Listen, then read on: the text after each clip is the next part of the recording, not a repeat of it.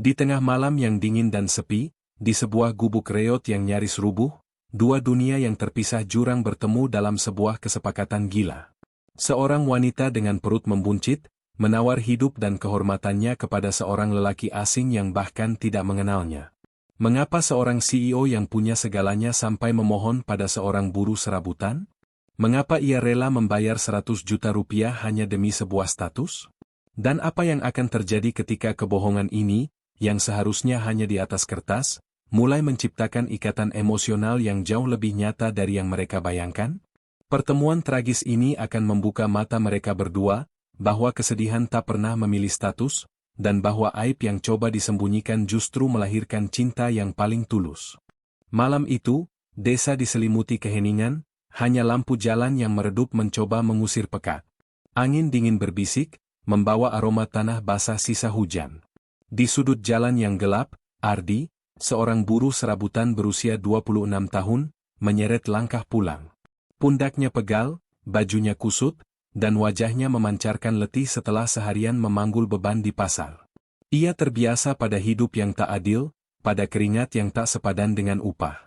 Namun, malam itu, takdir telah menyiapkan sebuah ujian yang jauh lebih rumit daripada sekadar beban karung beras. Langkahnya terhenti. Di kejauhan, ia melihat sosok wanita tergeletak di tepi jalan. Nafasnya terengah, wajahnya pucat pasi. Tanpa berpikir panjang, Ardi berlari mendekat. "Bu, ibu kenapa?" tanyanya panik, mengguncang bahu wanita itu perlahan. Wanita itu membuka mata sayu, menatap Ardi kosong. Tangannya meraba perutnya yang membuncit. "Hamil." Ardi semakin kalut. "Ya Allah, ibu hamil. Tahan sebentar, saya bantu." Ia berusaha menopang tubuh wanita itu. "Jangan, tolong jangan bawa aku ke rumah sakit," bisik wanita itu lirih, suaranya penuh keputusasaan.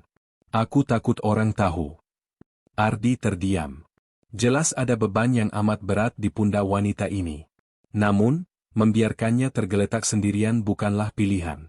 Dengan segenap tenaga, Ardi memapahnya ke sebuah gubuk kosong di dekat jalan, tempat ia biasa berteduh dari hujan. Saat cahaya ponsel Ardi menerangi wajah wanita itu, barulah Ardi terkejut setengah mati. Ia mengenalnya.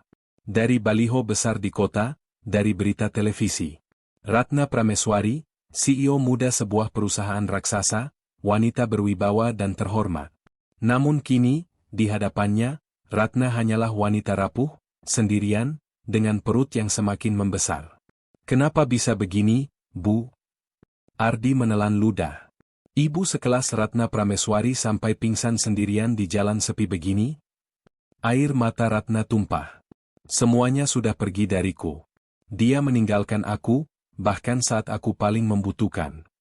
Keheningan menyelimuti gubuk, hanya isak tangis Ratna yang memecah kesunyian. Hati Ardi merasa iba.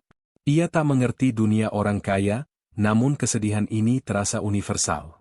"Bu, saya nggak ngerti, tapi kalau terus begini, kesehatan ibu dan bayi bisa bahaya. Apa saya bawa saja ke rumah sakit?" Ratna menggeleng cepat, matanya melebar karena ketakutan. Jangan rumah sakit. Kalau orang-orang tahu, habislah aku. Nama baikku hancur. Perusahaanku, keluargaku." Ardi menatap perut Ratna, lalu matanya yang sembab. "Jadi bayi ini bukan dari pernikahan resmi?" tanyanya pelan, mencoba menyusun potongan puzzle. Ratna terisak, menggenggam tangannya erat. "Aku sudah bertunangan. Kami seharusnya menikah 3 bulan lalu, tapi saat aku bilang aku hamil, dia pergi begitu saja, tak mau bertanggung jawab." Suaranya pecah, penuh luka. "Aku berusaha menutupinya. Semua orang di kantor mengira aku sering sakit, padahal perutku makin besar. Aku sudah tidak tahu harus bagaimana. Aku kuat sebagai CEO, tapi aku lemah sebagai seorang wanita." Tangisnya kembali pecah. Ardi menunduk, tak tahu harus berbuat apa. Namun di hatinya tumbuh rasa kasihan yang mendalam. Ia tahu hidupnya sendiri penuh kesulitan, hutang orang tuanya belum lunas, pekerjaan tak menentu. Tapi kesedihan di hadapannya tak mengenal status. Ratna, seorang CEO, kini memohon belas kasihan seorang buruh serabutan. Ardi tak menyangka, Malam itu akan menjadi awal dari ikatan takdir yang lebih rumit dari yang pernah ia bayangkan. Angin malam menembus celah dinding bambu gubuk, membuat Ratna menggigil. Ardi hanya menemukan jaket lusuh yang ia pakai seharian. Dengan canggung ia menyelimuti Ratna. "Maaf ya, Bu, seadanya. Tapi jangan sampai kedinginan," ucap Ardi. Ratna menatapnya sekilas. Ada sedikit kehangatan di hatinya. Keheningan berlangsung lama, hingga akhirnya Ratna membuka suara. "Ardi," bisiknya pelan. Ardi menoleh, kaget. "Ibu tahu nama saya?" Ratna menunduk. "Kamu tadi sempat menjatuhkan kartu identitas waktu menolongku. Aku lihat sebentar, maaf." Ardi tersenyum kaku. Lalu Ratna menatapnya lekat-lekat, ada keraguan, ketakutan, namun juga secercah harapan. "Aku punya permintaan." "Permintaan yang mungkin akan terdengar gila," kata Ratna pelan. Tangannya gemetar menggenggam perutnya. "Menikahlah denganku." Secara kontrol. Ardi terbelalak. "Apa? Menikah sama saya, Bu? Jangan bercanda. Saya ini cuma buruh serabutan. Mana pantas." Ratna buru-buru menyela, matanya berkaca-kaca. "Aku serius, Ardi. Aku tidak punya pilihan. Kalau aku melahirkan tanpa status, aibku akan jadi bahan cemooh. Perusahaanku bisa runtuh, keluargaku hancur. Aku hanya butuh seseorang yang mau jadi suamiku. Setidaknya di atas kertas." Ardi terdiam, antara kaget, bingung, dan tak percaya. "Aku tidak bisa, Bu." "Aku siapa? Kamu siapa?" "Dunia kita terlalu jauh berbeda," ujar Ardi pelan. Ratna menggenggam tangannya. "Tolong Ardi, aku tidak minta cinta. Aku tidak minta apa-apa. Hanya status pernikahan untuk menjaga nama baikku." Sebagai gantinya, Ratna menarik napas dalam. Suaranya bergetar. "Aku akan membayar 100 juta. Kata-kata itu membuat Ardi membisu. 100 juta. Jumlah yang tak akan bisa ia kumpulkan seumur hidup dengan pekerjaannya sekarang. Hutang orang tuanya, rumah reot mereka, bahkan nasib hidupnya bisa berubah. Namun, menikah kontrak dengan wanita hamil yang ditinggalkan? Apa kata orang? Bagaimana kalau keluarganya tahu? Ardi menunduk, dadanya sesak. Malam itu, di gubuk reot yang dingin, Ardi dihadapkan pada sebuah pilihan gila yang akan mengubah seluruh hidupnya. Sepanjang malam, tawaran Ratna bergema di kepala Ardi, "Menikahlah denganku. Aku akan membayar 100 juta. Ardi duduk termenung di gubuk, menatap lantai tanah yang dingin. Ratna sudah terlelap, wajahnya masih menyisakan lelah dan bekas tangis. Ardi menatap wanita itu lama. "Ya Allah, apa yang harus aku lakukan?" gumamnya lirih. "Aku hanya buruh serabutan. Mana pantas aku jadi suami seorang wanita kaya, apalagi seorang CEO. Kalau orang-orang tahu, pasti aku dianggap mata duitan, laki-laki tak tahu diri." Bayangan cibiran tetangga melintas di pikirannya, Ardi numpang kaya sama janda hamil, atau nikah cuma karena uang. Namun, 100 juta adalah jumlah yang bisa melunasi hutang orang tuanya, memperbaiki rumah reot mereka, mungkin hidupnya bisa sedikit lebih layak. Ardi mengusap wajahnya. "Tapi kalau aku tolak, bagaimana nasib dia? Wanita sekuat itu sampai memohon pada orang kecil sepertiku. Betapa hancurnya hatinya." Ia melirik Ratna yang tidur gelisah, tangannya meraba perut yang membesar. Dia ditinggalkan saat sedang hamil. Kalau aku pun menolak, siapa lagi yang akan melindunginya? Ardi menggenggam erat tangannya, mencoba meneguhkan hati, namun keraguan tetap menghantui. Malam itu, Ardi tak bisa tidur. Ia bergulat dengan harga diri, belas kasihan, dan janji uang yang bisa mengubah hidupnya. Pagi menjelang, Ardi akhirnya mengambil keputusan terberat dalam hidupnya. Dengan suara pelan, ia berkata pada Ratna yang duduk lemah di gubuk, "Kalau ini benar-benar jalan terakhir untuk menjaga nama baikmu, aku akan lakukan. Kita menikah." Mata sembab Ratna melebar, tak percaya. Air mata kembali menetes, bukan karena sedih, melainkan karena lega. "Terima kasih, Ardi." "Terima kasih," suaranya lirih, penuh getaran. Beberapa hari kemudian, pernikahan itu berlangsung. Bukan di gedung megah, melainkan di sebuah rumah kecil milik penghulu di pinggir kota. Hanya ada 2 saksi, penghulu, dan mereka berdua. Ratna mengenakan kebaya sederhana berwarna putih gading, jauh dari kesan mewah. Ardi dengan kemeja pinjaman yang sedikit kebesaran duduk kaku di sampingnya. Ijab kabul berlangsung singkat, suara Ardi bergetar. Ratna hanya menunduk, menggenggam perutnya erat. Tak ada musik, tak ada tamu, tak ada senyum bahagia. Hanya keheningan yang mengiris, seakan dunia tahu ini bukan pernikahan karena cinta, melainkan karena keadaan. Setelah acara, penghulu menatap mereka dengan senyum tipis. Semoga langgengnya, nak. Ingat, pernikahan itu amanah besar. Ardi hanya mengangguk, hatinya semakin berat. Ratna, meski wajahnya tenang, di dalam hatinya masih penuh rasa takut dunia mengetahui kebenaran, takut hidupnya runtuh sekali lagi. Malam itu, di rumah kontrakan sederhana yang Ardi tinggali, mereka resmi menjadi suami istri. Ratna duduk di sudut ranjang dengan wajah tertunduk, sementara Ardi sibuk menyiapkan air hangat di ember kecil. Kamu gak perlu canggung, Bu. Maksudku, Ratna, ucap Ardi Kiko. Kita memang menikah, tapi aku janji gak akan macam-macam. Aku cuma akan jaga kamu seperti yang kamu minta. Ratna menatapnya, dan untuk pertama kalinya ia tersenyum tipis. Senyum itu penuh kesedihan, tapi juga ada sedikit kepercayaan. Terima kasih, Ardi.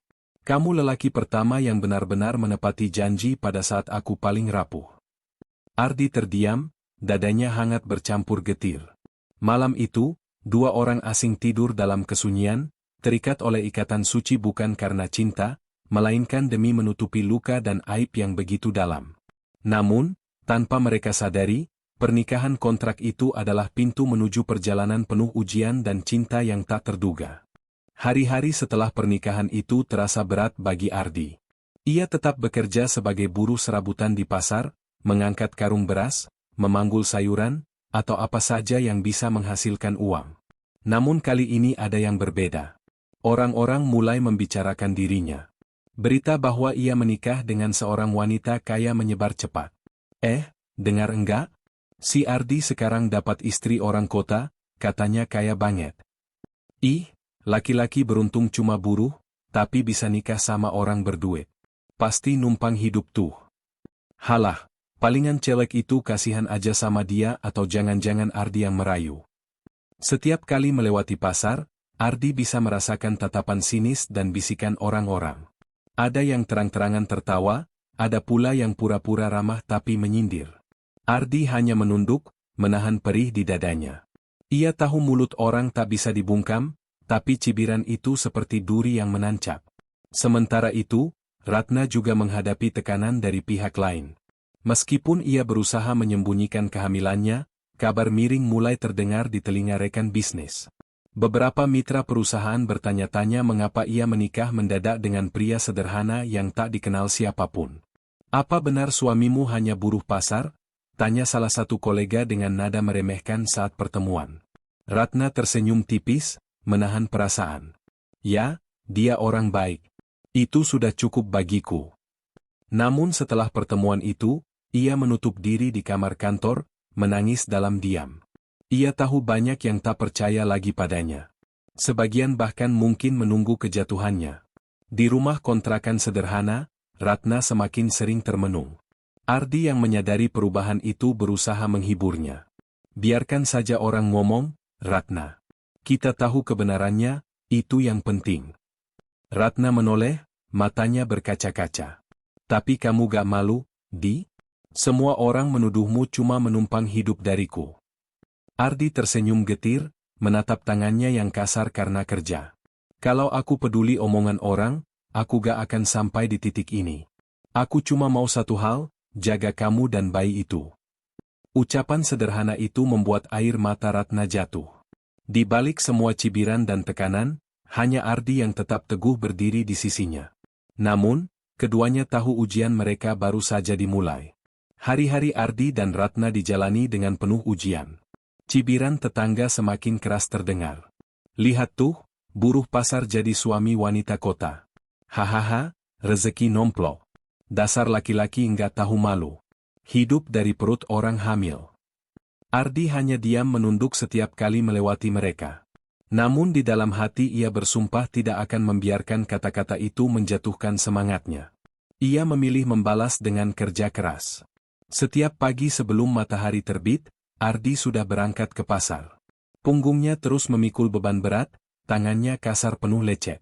Tapi kali ini ada alasan lebih kuat untuk bertahan, Ratna dan bayi yang ia kandung. Sore harinya, meski tubuhnya lelah, Ardi selalu menyempatkan diri pulang cepat untuk menemani Ratna. Ia memasakkan makanan sederhana, menyiapkan air hangat untuk berendam kaki. Bahkan diam-diam belajar dari tetangga bagaimana merawat ibu hamil. "Ratna, jangan berdiri lama-lama, biar aku yang cuci piring," ucap Ardi suatu malam, merebut piring dari tangannya. Ratna tertegun. Ia terbiasa hidup mandiri, terbiasa memerintah banyak orang, tapi tak pernah merasakan perhatian sekecil dan setulus itu. Dadanya terasa hangat. Meski hatinya masih dibayangi luka masa lalu, namun perjuangan Ardi tidak berhenti di rumah. Ia juga harus menghadapi hinaan orang-orang yang menuduhnya menikah demi uang. Beberapa teman kerjanya bahkan menjal. "Ah, Ardi udah kaya sekarang.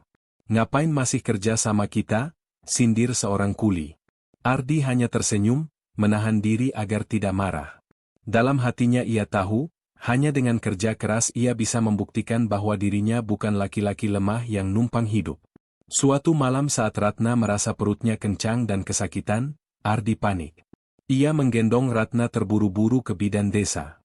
Meski jaraknya cukup jauh dan kakinya hampir menyeret tanah karena kelelahan.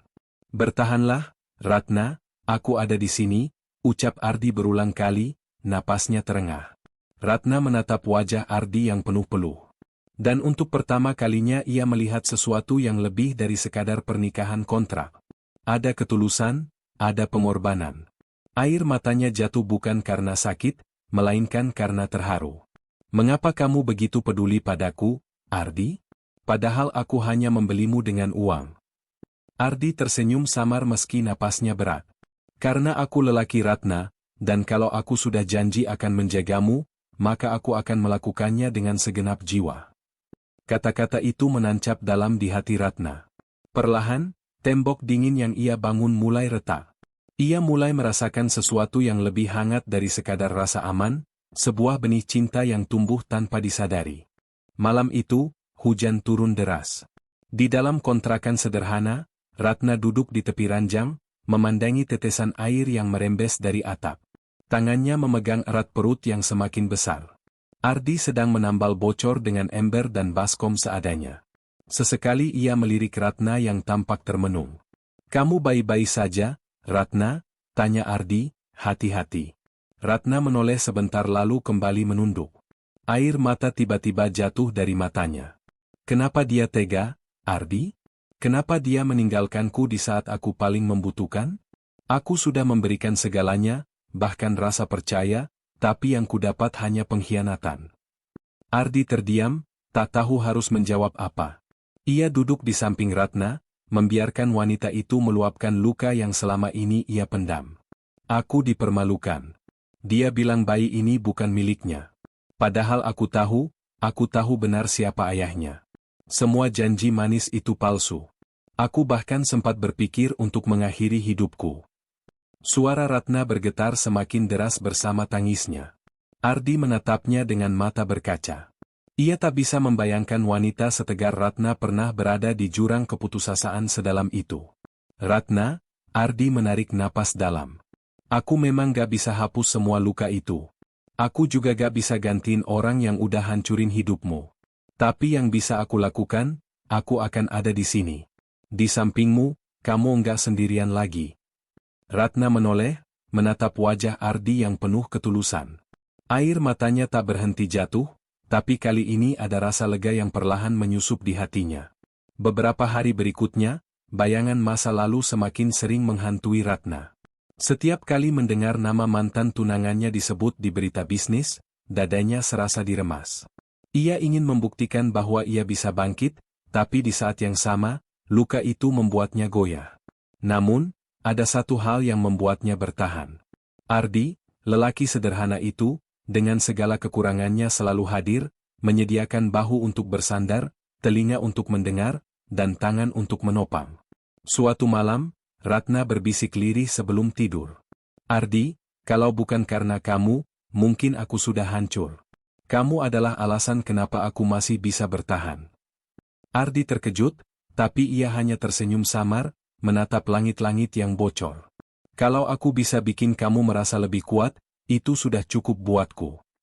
Di balik tangis dan luka masa lalu, perlahan tumbuh rasa baru di hati Ratna, rasa yang dulu ia anggap mustahil bisa ia rasakan lagi. Malam itu, udara terasa lebih dingin dari biasanya. Ratna terbangun dengan napas terengah dan wajah pucat.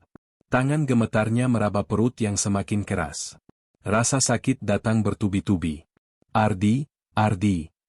Ratna memanggil dengan suara panik. Ardi yang tidur di lantai segera terbangun. Begitu melihat Ratna meringis menahan sakit, ia langsung kalut. Ya Allah, Ratna, apa sudah waktunya? Ratna mengangguk, wajahnya basah oleh keringat. Aku gak kuat, Di. Tolong aku. Tanpa pikir panjang, Ardi segera menyelimuti Ratna lalu memapahnya keluar rumah. Hujan rintik turun, jalanan becek, tapi ia tak peduli dengan tenaga sisa. Ia setengah menggendong Ratna menuju bidan desa. Di sepanjang jalan, Ardi berulang kali berkata, "Bertahan, Ratna. Aku di sini. Kamu enggak sendirian." Di ruang bersalin sederhana itu, jeritan Ratna memecah malam. Tangannya mencengkeram kuat jemari Ardi. "Aku takut, Di. Aku takut." Ardi menunduk, menatapnya dengan mata berkaca. "Jangan takut, kamu kuat. Lahirkan anak kita dengan selamat. Aku janji aku akan jagain kalian berdua." Air mata Ratna bercampur dengan peluh. Kata-kata, "anak kita," membuat hatinya bergetar. Bukan lagi sekadar pernikahan kontrak. Tapi ada pengakuan tulus dari lelaki yang kini berada di sisinya. Beberapa jam yang menegangkan akhirnya terbayar. Tangisan bayi pecah memenuhi ruangan kecil itu. Seorang bayi mungil diletakkan di dada Ratna. Ia menangis, tapi senyum penuh haru menghiasi wajahnya. Ardi berdiri di sampingnya.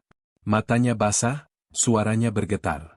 "Alhamdulillah dia lahir dengan selamat." Ratna menatap bayi itu lalu menoleh pada Ardi. "Ini cahaya baruku, Ardi, dan kamu yang membuatku bisa sampai di titik ini." Ardi hanya mampu tersenyum sambil mengusap kepala bayi mungil itu. Dalam hatinya ia berbisik, "Biarpun aku cuma buruh serabutan, aku akan jadi ayah terbaik untukmu." Malam itu, di balik semua kesedihan, cibiran, dan luka masa lalu, lahirlah secercah kebahagiaan baru, sebuah kehidupan kecil yang akan mengikat mereka selamanya. Beberapa minggu setelah kelahiran bayi itu, suasana rumah kontrakan sederhana terasa berbeda. Tangisan mungil yang kadang memecah malam justru menghadirkan kebahagiaan yang belum pernah dirasakan Ardi maupun Ratna sebelumnya. Ardi dengan sabar bangun setiap kali bayi menangis. Meski tubuhnya letih sehabis bekerja, ia tetap tersenyum saat menggendong sang buah hati. "Jangan nangis ya, Nak. Ayah ada di sini," bisiknya lirih. Ratna sering tertegun melihat pemandangan itu. Lelaki yang dulu ia pandang hanya sebagai pelindung sementara, kini telah menjadi sosok ayah sejati bagi bayinya. Ketulusan itu membuat dinding di hatinya runtuh satu persatu. Suatu sore, Ratna duduk di teras rumah sambil menimang bayi mereka. Ardi baru pulang kerja, peluh masih menetes, bajunya basah oleh keringat. Namun senyumnya merekah begitu melihat Ratna dan bayi kecil itu. "Capek banget, Di?" tanya Ratna lembut. Ardi menggeleng lalu duduk di sampingnya.